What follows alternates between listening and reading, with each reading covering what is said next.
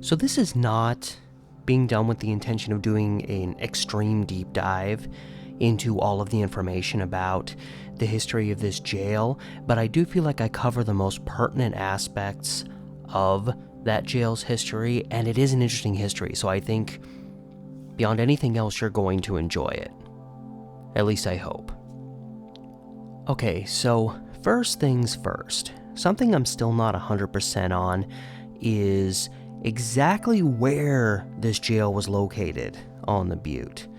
There's very few photographs taken of the Kelly Butte area pre-1960s, and the jail in question ceased operation in the early 50s.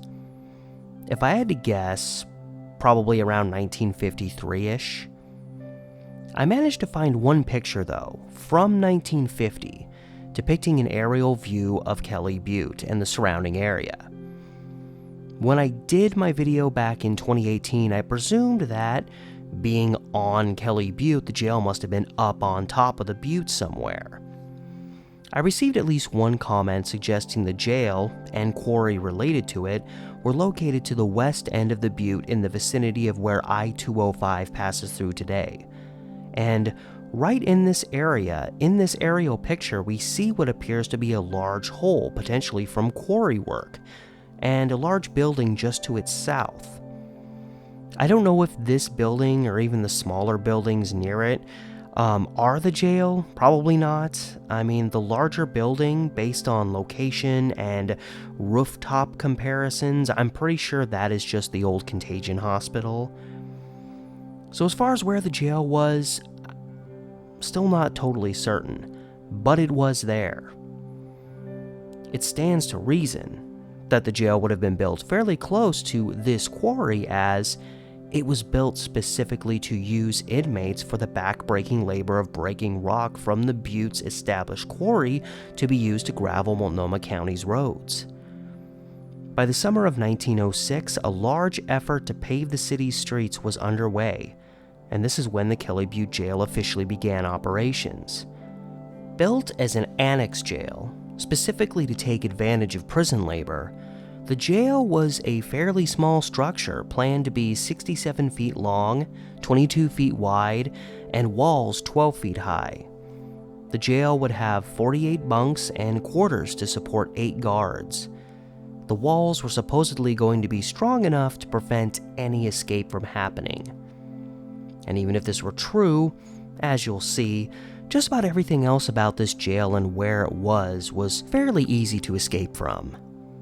The cost of the jail was approximately $3,000, and it was understood on the outset that inmates would have 10-hour-long working days, breaking that rock. Because of this, when one was sentenced to a stint at Kelly Butte, it was said that they were being sent to the rock pile. This nickname was associated with the Kelly Butte Jail from its inception in 1906. Many years later, in the 1940s, the Rocky Butte Jail started operations just north of Kelly Butte. Inmates were also used here to do quarry work, leading to it also adopting the nickname of the rock pile, which is likely the cause of confusion in regards to why some may think, when referencing the Kelly Butte rock pile, they really mean the Rocky Butte rock pile.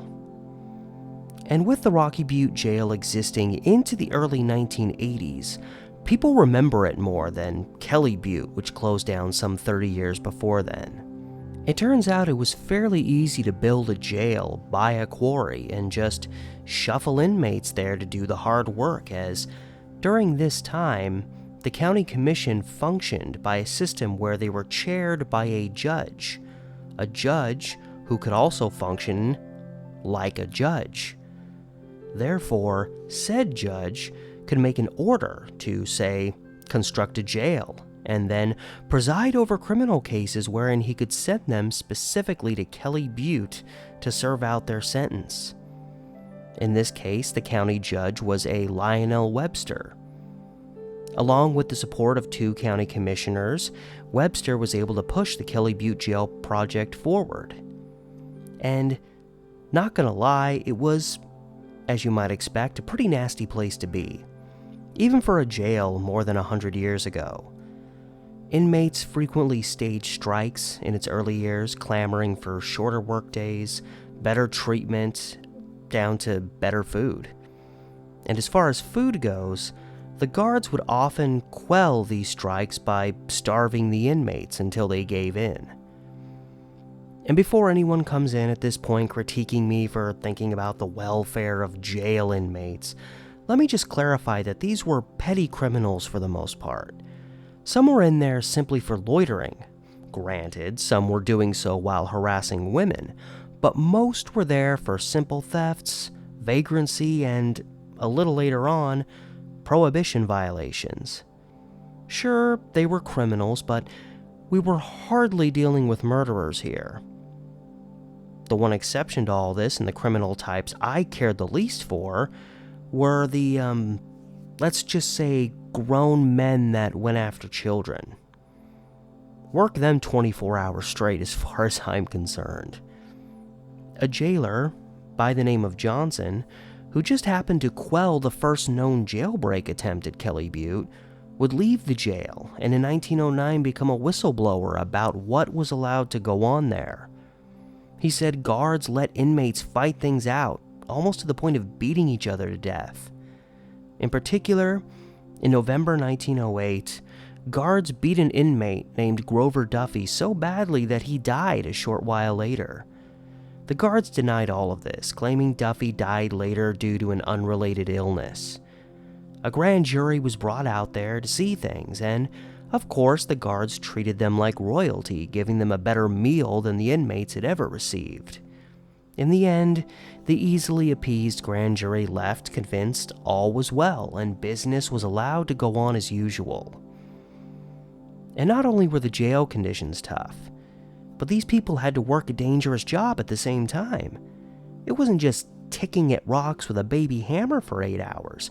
This was quarry work, and tragedies did occur. In particular, a blast in 1908 led to a serious leg injury for an inmate due to fallen rocks. Years later, May 24, 1924, a premature charge of blasting powder blew rock into people standing close by, not expecting the explosion to occur. Numerous men were injured by falling rock, with inmate A.W. Reddick, powder blasting man Charles Hall, and the jail's own superintendent, Edward Dietrich, being killed by the explosion. And it wasn't only the quarry work that was dangerous.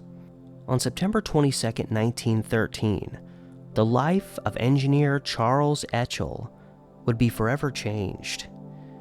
While he was in close proximity to the jail's broiler, it exploded in a blast triggered by leaking acetylene gas. Etchell would survive but would be permanently injured, ultimately leading to a settlement in 1915, guaranteeing him $35 a month for life. This explosion would also lead to a change to an electrical broiler replacing the old gas one. Life at Kelly Butte was no joke, and the criminals knew it, and so did the judges. And they used this to their advantage. If some punk was wandering around looking for trouble and got busted, the judge would often give them one of two choices: get out of town or do 30 days on the rock pile. This made for some interesting stories. In fact, one particular inmate at Kelly Butte in late 1911 was Leon Lockhart. For those who watched my recent video on the unsolved murder of Barbara Holtzman, Lockhart was a brief suspect in that case. The one witness in the crime, a Bertha Nelson, was taken to the Kelly Butte Jail to look Lockhart over to see if he was the guilty party. Ultimately, she decided he wasn't. In 1914, A. W. Mahoney was busted and sentenced to a stint on the rock pile for going up there himself and sneaking a fellow inmate a bottle of whiskey. A system was even put into place wherein negligent family men could be sentenced to work the rock pile while their families would receive $1.50 a day to support them while the man was away. I mean, $1.50 back then would be almost $50 today. Lots of incentive. My guess is lots of at least semi-innocent men were taken up to the rock pile, based on, let's just say, less than honest claims. In another instance, a judge told a negligent husband to either treat his wife better or do time on the rock pile. Nobody wanted to be there, most people. There was a guy, by chance, named John McDermott who was released from there and immediately robbed a place and went to the police station with the stolen items, guaranteeing his return to Kelly Butte. I guess he did it mostly so he would receive guaranteed food instead of just having to hustle for it by himself. But still, most people didn't want to be there, and hence, jailbreaks happened all the time, despite constant claims that everything was on the up and up there. Numerous times, inmates attempting to escape were shot, probably by guards disinterested in firing warning shots. Some particularly interesting examples of less than exemplary guard work include Howard Smith, who in July 1921 apparently was able to hide behind some rocks and go totally unnoticed as the rest of the inmates were called back to the jail. A few months later, in September, 3 men escaped the jail after breakfast when an unnoticed rope had been thrown over the wall outside, allowing them to just climb out unseen. December 6, 1926, 3 men were able to escape through a hole in the fence by the quarry's rock crusher. And there were multiple instances of inmates simply sawing through bars to escape. But 2 instances in particular drew the ire of all the people around Portland. On July 22, 1933, 8 men managed to escape after they sawed through the bars of a window in the jail's dining area. And if that wasn't enough, these men managed to hide out in the stockade before escaping. The jailers working that day were all relieved of duty. But the worst of all jailbreaks happened on March 26, 1916. 12, count 'em, 12 men escaped after someone sawed the bars off a window from outside the jail. This event also obviously sparked a critical response from the outside. I found so many articles about jailbreaks from this place, many of which there was no follow-up on whether these people were recaptured, that I assume only represent a small number of the total successful jailbreaks that happened there. I can't imagine how many people in total actually escaped that place. Now again, sure, these were criminals. But y'all Portland locals know of a little stretch of road called the Columbia River Highway? Well, the stretch that runs between the communities of Lateral and Bonneville, constructed between 1912 and 1914, was done partially using rock from the Kelly Butte quarry. Not only that, but some 100 convicts, many of which were from Kelly Butte, were lent out to help in the construction of that portion of the highway. So, next time you're out on a casual drive on the old Columbia River Highway, remember who helped make that happen. And then, men at Kelly Butte were also often loaned out, so to speak, to help whenever a wildfire broke out in and around the Portland area. Say what you want, but these mild criminals, for the most part, who didn't try to escape, did more than pay their debt to society with what they were put through on a daily basis, as far as I'm concerned. And I'm sure some of you so-called hardasses will disagree. Even by the dawn of the 1920s, the jail started making less and less headlines, and what happened there during that time is a bit more left to a mysterious history. The jail and quarry were briefly closed at the end of the 1910s, as it was briefly converted into a women's detention home and then a smallpox hospital before the main contagion hospital was opened on the Butte in 1920. I think about these patients struggling with these horrible ailments, and they were just left to struggle and hopefully recover, stuck in a makeshift jail. After the new hospital did open, the county was quick to reopen the quarry and the jail, to make sure they had that cheap labor ready to go. And even by May of 1920, the quarry was already reporting new profits. Over the next 30 years, it's a small mix of articles, mostly revolving on costs or profits related to the quarry, along with the occasional escaped prisoner. In regards to the apparently unknown date in which the jail and quarry were actually closed, the latest news article I was able to find in relation to the Kelly Butte Jail came from September 5th, 1952. It discussed a man named Calvin DeGarmo being relocated to Kelly Butte from Lynn County. Thus, the earliest the jail could have closed down would have been sometime in the late portion of 1952, and it appears no later than 1954 if it was closed during the early 50s, as all resources suggest.